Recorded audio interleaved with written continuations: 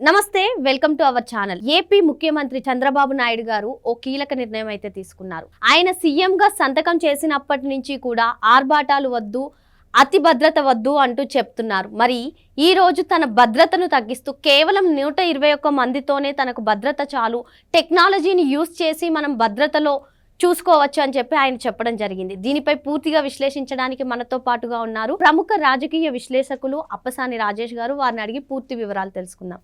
Sir నమస్తే. Sir నమస్తే sir, గత ప్రభుత్వ హయాంలో జగన్మోహన్ రెడ్డి గారి ఇంటికి అసలు ఆవరణలో కూడా ప్రజలు రాకుండా ఏదైతే ఫెన్సింగ్ వేసుకున్నది చూసాం. భద్రత విషయంలో ఏకంగా 980 మందిని పెట్టుకుని సెక్యూరిటీగా 24/7 ఆయనకి సెక్యూరిటీ కావాలని వ్యవహరించడం చూసాం. మరి అదే విధంగా ఇప్పుడు సీఎం గా బాధ్యతలు చేపట్టినప్పటి నుంచి కూడా చంద్రబాబు గారు చెప్తున్నారు, ఆర్భాటాలు వద్దు, అతి భద్రత వద్దు, టెక్నాలజీ ఉంది, డిజిటల్ యుగంలో నడుస్తున్నాం, టెక్నాలజీని యూజ్ చేసి మనం అంతా కూడా చూడవచ్చు అని ఆయన చెప్పారు. ఆయన చెప్పినట్టుగానే ఈ రోజు మనం చూస్తున్నాం, కేవలం 121 మంది సిబ్బంది మాత్రమే ఆయనకి Z+ కేటగిరీ భద్రత ఉన్నా కూడా నాకు ఇంతమంది సరిపోతుంది అని చెప్పి ఆయన చెప్పడం జరిగింది. దీనిపై మీ అభిప్రాయం ఏంటి సార్? అంటే 4వసారి ముఖ్యమంత్రిగా పదవి బాధ్యతలు చేపట్టిన తర్వాత చంద్రబాబు నాయుడు గారు వారి ప్రభుత్వ పాలనా తీరు ఎలా ఉండబోతుంది అనేది ఒక స్పష్టమైన సంకేతం ఇవ్వడం జరిగింది. ఆర్భాటపు అంటే ఇప్పుడు మనం జగన్మోహన్ రెడ్డి గారి పాలనా హయాంలో చూసాం, 50-60 మంది సలహాదారులు, వందలాది మంది వాళ్ళ పార్టీ కార్యకర్తలని, వాళ్ళ మీడియా సంస్థల్లో పనిచేసిన వాళ్ళందరినీ తీసుకొచ్చి ప్రభుత్వంలో AP digital corporation, AP fibre net, skill development corporation వీటి ద్వారా ప్రభుత్వ వేతనాలను చెల్లింపజేయటం, ఇటువంటి ప్రక్రియలకి ఆస్కారం లేకుండా కొద్ది యంత్రాంగంతో ఎఫెక్టివ్ గవర్నెన్స్ ఇవ్వాలి, సాంకేతికతని అందిపుచ్చుకొని సాంకేతిక పరిజ్ఞానంతో ప్రజలకి మెరుగైన పాలన అందించాలి అని చెప్పని చంద్రబాబు నాయుడు గారు మొదటి నుంచి కూడా మార్గనిర్దేశం చేస్తూ ఉన్నారు. అదే సందర్భంలో మీరు ప్రస్తావించినట్టుగానే చంద్రబాబు నాయుడు గారు ఇవాళ దేశంలో Z+ కేటగిరీ రక్షణ పొందుతున్న అతి కొద్ది మంది నాయకుల్లో ఒకరు. ఎందుకంటే గతంలో ఉమ్మడి రాష్ట్ర ముఖ్యమంత్రిగా చంద్రబాబు నాయుడు గారు వ్యవహరించిన రోజుల్లో ఆ రోజు వామపక్ష తీవ్రవాదాన్ని అణిచివేయడంలో చాలా కఠినంగా వ్యవహరించారన్న కారణంతో మావోయిస్టులకి చంద్రబాబు నాయుడు గారు టార్గెట్గా మారారు. వారి హిట్ లిస్ట్లో చంద్రబాబు నాయుడు గారు టాప్ లిస్ట్లో ఉండేవారు. కాబట్టి 2003 అక్టోబర్ 1వ తారీఖు రోజు బ్రహ్మోత్సవాల్లో తిరుమల శ్రీవారికి పట్టు వస్త్రాలు సమర్పించడం కోసం తిరుమల కొండకు వెళ్తున్న చంద్రబాబు నాయుడు గారి మీద అలిపిరి దగ్గర మావోయిస్టుల ద్వారా క్లేమోర్ మైన్స్ దాడి జరిగింది. వారిని హత్య చేయాలని చెప్పని ప్రయత్నం చేశారు. ఆ ప్రయత్నం చేసినప్పుడు బుల్లెట్ ప్రూఫ్ వాహనం కావడంతో వారు ఆ కారు అంతెత్తున ఎగిరి కింద పడినా కూడా వారు ప్రాణాలతోటి ఈరోజు మృత్యుంజయుడిలాగా మనకు దక్కారు. అంతటి ప్రాణాపాయం ఆయన కొన్న అంశాన్ని పరిగణలోకి తీసుకొని కేంద్ర ప్రభుత్వమే వారికి Z+ కేటగిరీ రక్షణ NSG కమాండోలతో కల్పిస్తూ వచ్చింది. రీసెంట్గా Z+ కేటగిరీ రక్షణ కూడా CRPF దళాలకు అప్పచెప్పడం జరిగింది. మొన్నటి వరకు NSG కమాండోలు ఉండేవారు. ఇటువంటి పరిస్థితుల్లో చంద్రబాబు నాయుడు గారికి గత 14-19 కాలంలో ముఖ్యమంత్రిగా పనిచేసిన రోజుల్లో కూడా ఎర్రచందనం స్మగ్లింగ్ని ఉక్కుపాదంతో అణిచివేసిన నేపథ్యం ఉంది. వారి పాలనా హయాంలోనే బలిమెల దగ్గర ఒక భారీ ఎన్కౌంటర్ జరిగింది. అయినా సరే వారు అప్పటి నుంచి ఇప్పటి వరకు కూడా నిత్యం ప్రజలతో మమేకమవుతూనే ఉన్నారు. ఆయన పాలకుడిగా తాను తీసుకున్న నిర్ణయాలు రాష్ట్రహితం కోరి పాలకుడిగా తీసుకోవాల్సిన నిర్ణయాల ప్రాతిపదిక తీసుకునే తప్ప ఎవరి మీదో కక్ష సాధింపు దూరంతోటో ఇంకెవరినో వేధింపులకు గురి చేయాలని తీసుకున్న నిర్ణయాలు కాదు. కాబట్టి ఆయన స్వేచ్ఛగా ప్రజల్లో సంచరించగలుగుతూ ఉన్నారు. కానీ 2019-24 జగన్మోహన్ రెడ్డి గారు రాష్ట్ర ముఖ్యమంత్రిగా పదవి బాధ్యతలు చేపట్టిన తర్వాత ఒక NSG ప్రొటెక్టివ్గా ఉన్న ప్రధాన ప్రతిపక్ష నాయకుడు చంద్రబాబు నాయుడు గారి భద్రత పూర్తి స్థాయిలో గాలికి వదిలివేయబడింది అనేది వాస్తవం. ఒక పక్క ముఖ్యమంత్రిగా ఉన్న జగన్మోహన్ రెడ్డి గారు మీరు ఇందాక ప్రస్తావించినట్టుగానే 983 మంది సిబ్బందితోటి SSG అని చెప్పని ఆయన ముఖ్యమంత్రి భద్రత కోసం ఒక ప్రత్యేక విభాగాన్ని ఏర్పాటు చేసుకొని, అంటే కేంద్ర ప్రభుత్వ భద్రతలో చంద్రబాబు నాయుడు గారు NSG రక్షణ పొందుతున్నారు అని చెప్పని, నేషనల్ సెక్యూరిటీ గార్డ్స్ రక్షణ పొందుతున్నారు అని చెప్పని జగన్మోహన్ రెడ్డి గారికి స్టేట్ సెక్యూరిటీ గార్డ్స్ ఒక ప్రత్యేక విభాగాన్ని ఏర్పాటు చేసుకొని ఆయనకి, ఆయన కుటుంబ సభ్యులకి, విదేశాల్లో ఉంటున్న ఆయన కుమార్తెలకి కూడా ప్రభుత్వ ధనంతో రక్షణ కల్పించుకోవడం జరిగింది. అదే సందర్భంలో జగన్మోహన్ రెడ్డి గారి పర్యటన కూడా ఒకసారి మనం గమనించుకుంటే ఆయన పర్యటిస్తున్న ప్రతి ప్రాంతంలో కూడా ప్రజలకు ఒక శిక్ష, అంటే సహజంగా రాష్ట్ర ముఖ్యమంత్రి మన ప్రాంతానికి పర్యటనకు వస్తున్నారు అని అంటే అక్కడ ప్రజలు సంతోషపడాలి, ఆహ్లాదకరమైన వాతావరణంలో ఆయన్ని స్వాగతించాలి. కానీ జగన్మోహన్ రెడ్డి గారి పర్యటనలో ప్రజలకు ఒక అంటే అప్రకటిత కర్ఫ్యూలాగా ఆయన పర్యటించిన ఎంత దూరం ఉంటే అంత దూరం బ్యారికేడ్లు కట్టేవాళ్ళు, పరదాలు కట్టేవాళ్ళు, షట్టర్లు క్లోజ్ చేయించేవాళ్ళు, స్కూళ్ళకి సెలవులు ఇచ్చేవాళ్ళు, వేల మంది పోలీసుల పహరాలు ఉండేవి. అన్నిటికన్నా దారుణం ఏంటంటే ఆ రోడ్డు మార్గం మొత్తం చెట్లు నరికేసేవాళ్ళు. మరి ఇంతటి ఇన్సెక్యూరిటీకి జగన్మోహన్ రెడ్డి గారు ఎందుకు లోనయ్యేవాడు అనేది, ఆయనకున్న థ్రెట్ ఏంటి అనేది సామాన్య ప్రజానీకానికి అర్థం కాదు.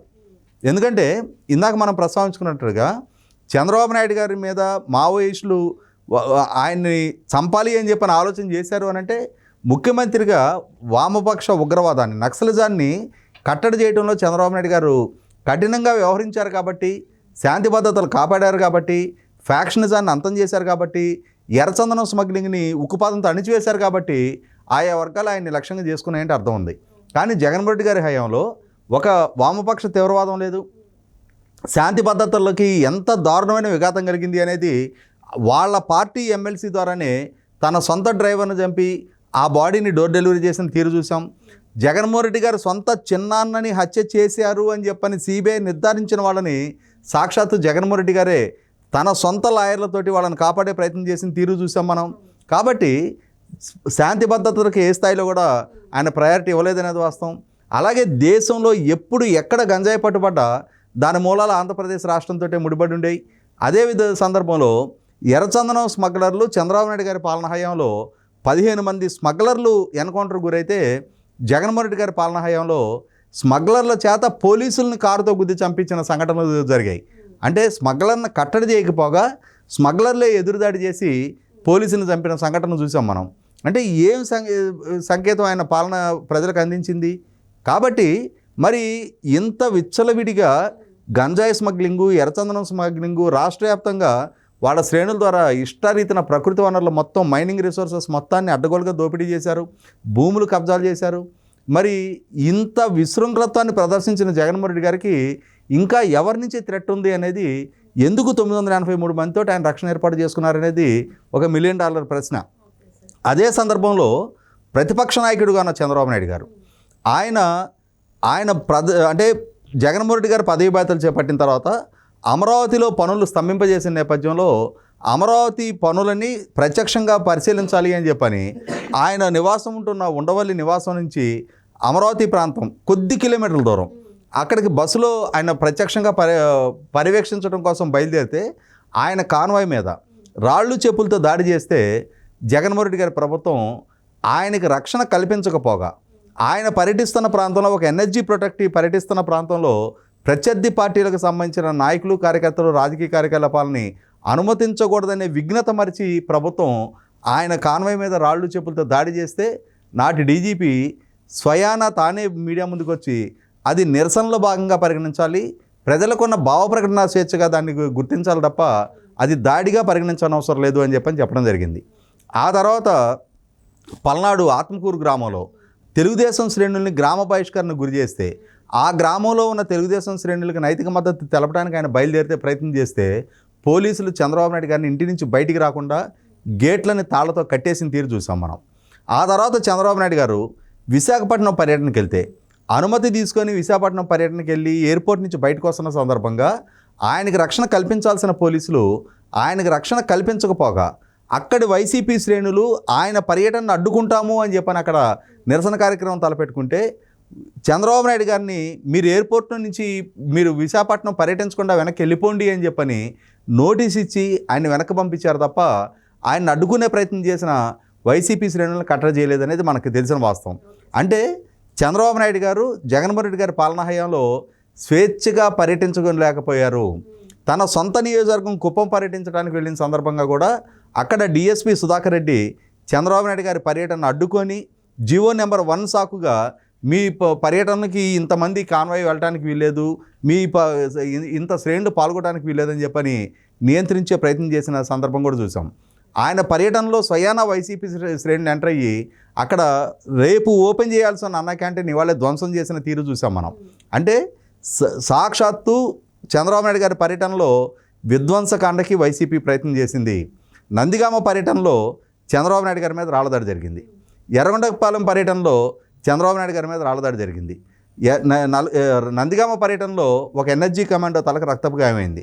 ఎర్రగొండపాలెం పర్యటనలో కూడా అక్కడ ఇంకొక ఎన్ఎస్జీ కమాండోకి రక్తపు గాయమైంది. అక్కడ రాళ్లదాడిలో గాయపడ్డ ఒక తెలుగుదేశం కార్యకర్త తర్వాత రోజుల్లో చికిత్స పొందుతూ ప్రాణాలు కోల్పోవడం జరిగింది. అలాగే ఆయన ఇరిగేషన్ ప్రాజెక్టులో విధ్వంసం అని చెప్పని ఒక పర్యటనకి బయలుదేరిన సందర్భంలో చిత్తూరు జిల్లాలో పొంగనూరు నియోజకవర్గ పర్యటనకి వెళ్తుంటే అక్కడ తంబలపల్లి నియోజకవర్గం అంగళ్ళు గ్రామం దగ్గర ఆయన పర్యటనను అడ్డుకొని ఆయన మీద రాళ్లదాడి చేసి మళ్ళీ తిరిగి ఆయన మీద హత్యాయత్నం కేసు నమోదు చేసిన తీరు చూసాం మనం.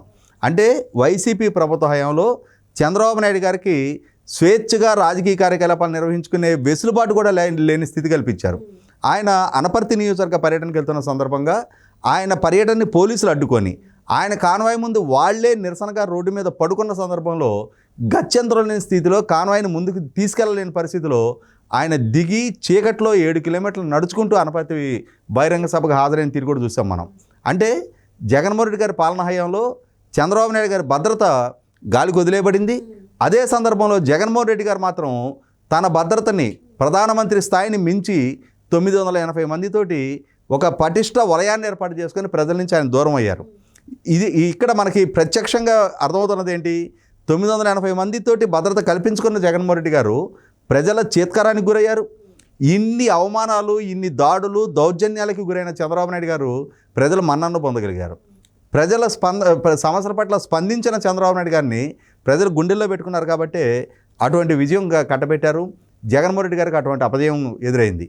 ఇటువంటి పరిస్థితుల్లో చంద్రబాబు నాయుడు గారు ఇప్పుడు తన భద్రతకు ప్రాధాన్యత ఇవ్వకుండా తనను ఎన్నుకున్న ప్రజలకి చేరువుగా ఉండాలి, వాళ్ళ సమస్యల గురించి తనకు వినవించుకోవడానికి ఈ భద్రతా వలయాల కారణంగా ఈ అంతరం ఏర్పడకూడదు అని చెప్పని తను స్వేచ్ఛగా తన దగ్గరికి ఎవరైనా రావచ్చు అని చెప్పని వెసులుబాటు కల్పిస్తూ తీసుకున్న ఈ నిర్ణయం అనేది 100% రాష్ట్రంలో ఉన్న ప్రజలు చంద్రబాబు నాయుడు గారికి చేరుకోవడానికి ఆస్కారం ఉంటుంది, తమ సమస్యలు విన్నవించుకోవడానికి ఆస్కారం ఉంటుంది.